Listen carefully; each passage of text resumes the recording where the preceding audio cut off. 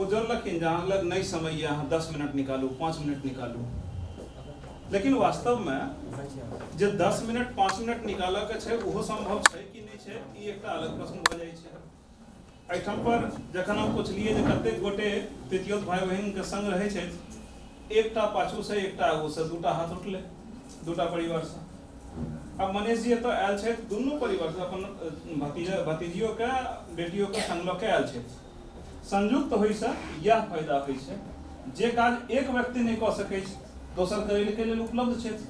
यदि चर्चा करे के लेल, यदि प्रश्न करे के लेल, बात करे के लेल, संवाद करे के लेल, हुनका सुनै के लेल माय बाप के समय नहीं छै, तो दादा दादी छथिन, दादा दादी नहीं छथिन, नाना नानी छथिन, मौसा मौसी, जे कियो संग में रह सकै छी। संयुक्त का मतलब खाली जे अपन ब्लड रिलेशन में संयुक्त परिवार चलेले से हटा नहीं छै। ओ आय के तिथि में, आय के समय में कतेक जरूरी छै एकरा बुझे के लेल अपना समाज में आसपास यदि देखबै, छोट छोट जे बच्चा सब आइ स्कूल जा रहल छै हुनका सब के देखबै, स्पष्ट पता चलत जे कि चर्चा एठाम से कयल गेलै। ओ केवल किशोर भेला के बाद मानसिक समस्या नहीं छै, बच्चा के जन्म से आइ के समय में देखियो कतेक लोग सब के बीच में ऑटिज्म के केस, लर्निंग डिले के केस, कम्युनिकेशन डिले के केस आबि रहल छै। इस सबटा का मूल कारण जो डॉक्टर सब एनालिसिस करे छथिन, कहीं कुछ तो है लेकिन क्या है पता नहीं। ओकर मूल कारण यह का छै, कहल गेलै हमरा सबके पढ़ायल गेलै मनुष्य एक सामाजिक प्राणी है, लेकिन हम सब समाज परिवार से पहले बनै छै ना। पहले करी तोड़ दिए परिवार तो सामाजिक प्राणी कतऽ बनते, समाज कतऽ हेतै। तो ओ डॉक्टरियो भाषा में कहै छै socialisation issue, socialisation problem. Social तखन हेतै ना जखन पहले परिवार में बढ़तै, परिवार से समाज।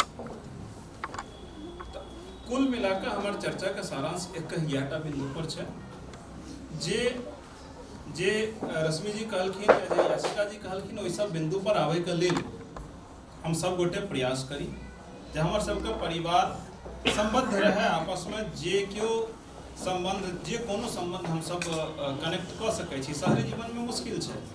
एक आब तऽ पहिना सब गोटे जे छै से भाई भैयारी में एकल बहिन एकल, चारि भैयारी वाला तो समय आब खत्म भऽ रहल छै, लेकिन ओहि के बादो जब तक धरि संभव छै, अहाँ दिल्ली में छी, केओ भाई बम्बई में, केओ हैदराबाद में, केओ बेंगलोर में भऽ सकै छै, परिवार बिखरल छै, तो कनेक्ट केना भऽ सकै छै। जेना हम पुछलियै मास में एक बेर यदि एहिठाम पर छथि आ नहीं छथि तऽ संबंध बनायल जाइ छै, परिवार बनायल जाइ छै, एक्सटेंडेड फैमिली अबै छै।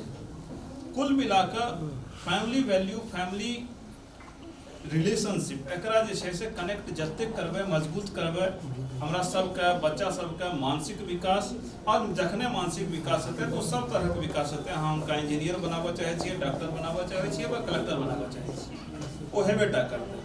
तऽ जतेक पेरेंट्स एहिठाम छथिन, गार्जियन छथिन, हुनकर सबके एकटा दायित्व बनी छै जे हम ई अवसर उपलब्ध कराबी। आ बच्चा सबके ई जरूर याद रखऽ के छै जे यदि नहीं भेंट होइ छै तो महीना 2 महीना पर अपना माँ पिताजी से अपने अनुरोध करियो जे हमरा लऽ चलू, नानी गाँव लऽ चलू, दादी गाँव लऽ चलू, चाचा एठाम लऽ चलू, मौसी एठाम लऽ चलू, जिनका लग उपलब्ध ई नहीं छै। बस एतबा टा गप हमरा कहै के छल।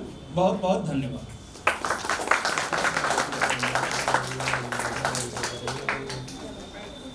बहुत बहुत धन्यवाद। एते बिजी शेड्यूल से अहाँ एलहुँ, ऑफिस से सीधा एतऽ एलहुँ हैं।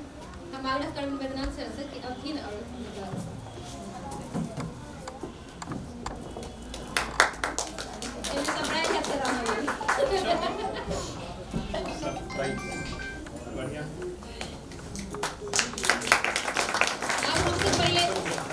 अपने सब चलै छी, पहले चाय लऽ लै छी। बच्चा सब बहुत देर से जे छै से बैसल छै, किछु बच्चा हाफी पर हाफी दऽ रहल छै, किछु बच्चा एम्हर ओम्हर छै कऽ रहल। तो चलू पहले जे छै से बच्चा सबके नाश्ता पानी करा दिए, अपने सब चाय की चुस्की ली, तकर बाद फेर कार्यक्रम के आगू बढ़ाबी, ओकर बाद जे छै से बच्चा सबके सवाल